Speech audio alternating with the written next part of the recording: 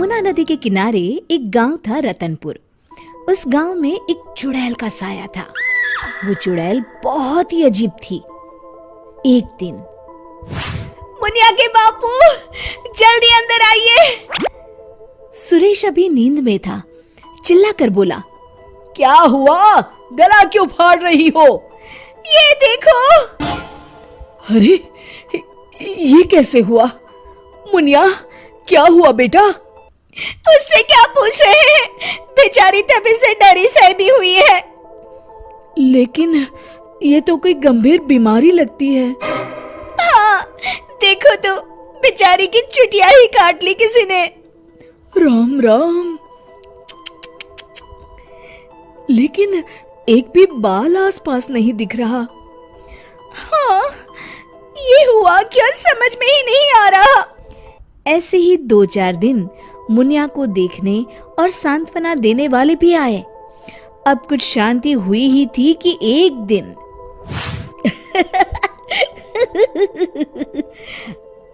क्या हुआ रामू? तू हंस क्यों रहा है?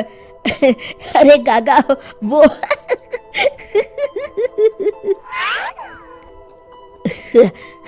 के बच्चे, कुछ बता भी।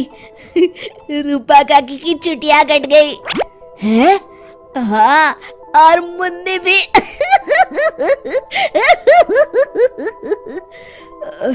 अच्छा, पर काहे? आप भी पूछ लो। चल कर देखता हूँ। क्या हुआ मुन्नी? ये क्या हल्ला मचा हुआ है? तभी मुन्नी बाहर आती है। ये का सुन रहा हूँ? कैसे हुआ सब? अरे का बताएं चच्चा, रात में रोज की तरह खा पी के सोए और सुबह देखे तो अरे राम राम। पहले तो मुझे लगा कोई बीमारी है, लेकिन ये तो लगता है पक्का किसी डायन या चुड़ैल का काम है। अब तो रतनपुर में ये औरतों की चोटी काटे जाने वाली खबरें आम हो गई। अगले ही दिन, सरिता, आज बहुत गर्मी है, मेरा बिस्तर बाहर लगा देना। जी ठीक है। सरिता ने रमेश का बिस्तर बाहर और अपना और चुनिया का आंगन में लगा लिया। रात में रमेश को प्यास लगती है। बड़ी प्यास लगी है, लगता है सरिता ने पानी नहीं रखा। कोई नहीं, खुद ही ले लेता हूँ। अंदर जाने पर वो देखता है कि सरिता के बिस्तर के सिरहाने चुड़ैल खड़ी है। वो एक हाथ से सरिता की चोटी पकड़े हुए है और चाकू से उसकी चोटी काट रही है। वो जोर से चिल्लाया, चुड़ैल, बचाओ बचाओ, चुड़ैल। सरिता और चुनिया उठ गए। गांव वाले भी फौरन आ गए। देखते हैं चुड़ैल हाथ में सरिता की चोटी लिए खड़ी है। भीड़ देखकर वो हंसते हुए बोली,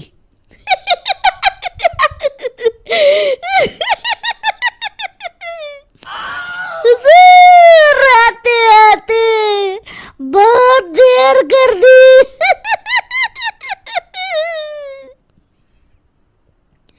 सरिता तो डर के मारे बेहोश हो गई, पर बाल तो जा ही चुके थे। अरे आखिर चाहती क्या हो?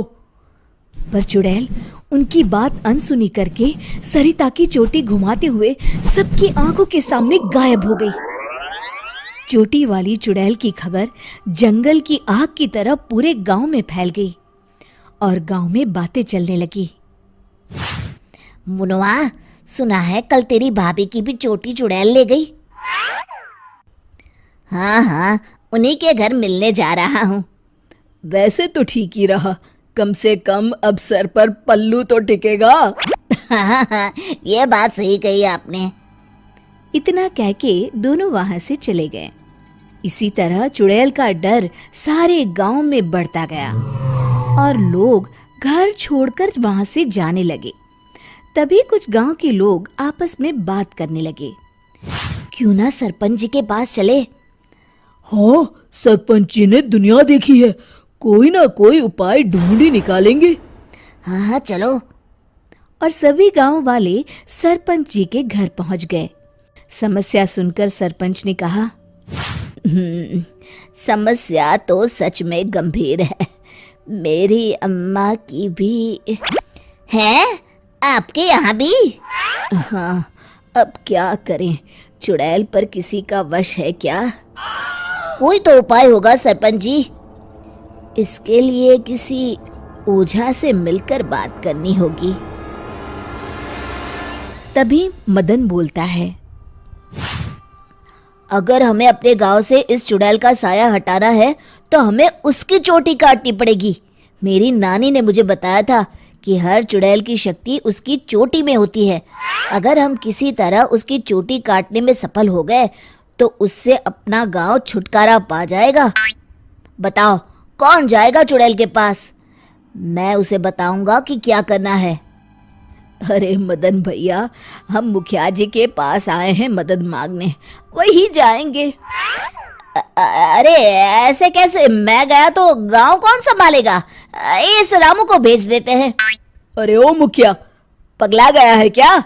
भरी जवानी में मौत के मुंह में चला जाऊं? तुम सब छोड़ो, मैं चला जाऊंगा। देखो, वो चुड़ैल अपना काम तभी करती है जब कोई सो रहा हो। आज तक कोई जगा हुआ इंसान उसका शिकार नहीं हुआ है ना? हाँ, सो तो है। तो आज रात सभी को जागते रहना है, सिर्फ मैं सोने का नाटक करूंगा। हाँ हाँ ठीक है। फिर मदन नकली चोटी लगाकर और साड़ी पहनकर पंचायत के चबूतरे पर ही सो गया। रात के 12 बजे चुड़ैल वहां आई। आज पूरे गांव में घुमाई, कोई सोया ही नहीं। तभी उसकी नजर चौक पर सोए मदन पर पड़ी। ये औरत यहाँ क्यों सोई है? लगता है घर में झगड़ा हुआ होगा। खैर मुझे क्या, मुझे तो बाल चाहिए। चुड़ैल ने चोटी काटने के लिए जैसे ही चोटी पकड़ी, वो निकलकर उसके हाथ में आ गई। इसके लिए वो तैयार नहीं थी, इसलिए 2 पल के लिए वो कभी चोटी तो कभी चाकू को देखने लगी। इसी समय का फायदा उठाकर मदन ने उसकी चोटी काट ली। पहले तो वो डर गई, फिर भी हिम्मत करके बोली, कौन है तू?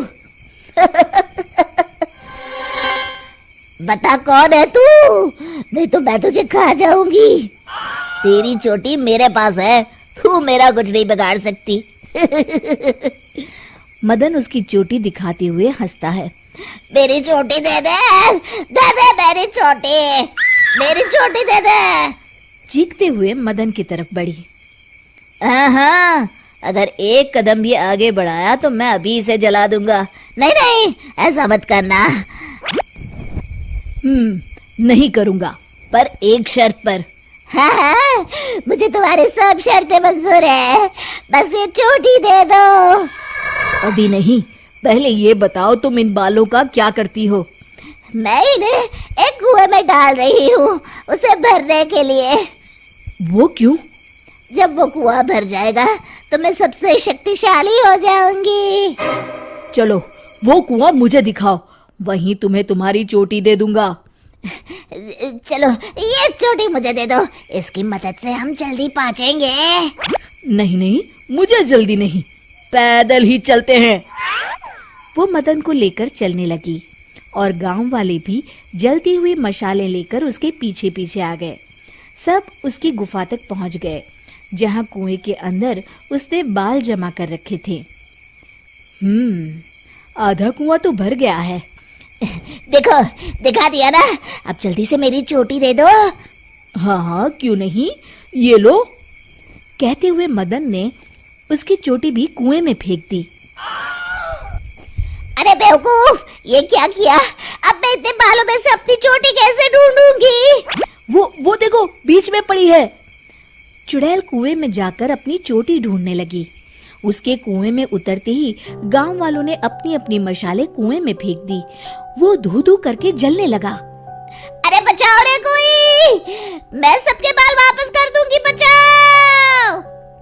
साथ ही वो चुड़ैल भी जलकर भस्म हो गई। शिक्षा: अगर मिलजुल कर किसी समस्या का हल ढूंढा जाए तो समस्या अवश्य दूर हो जाती है।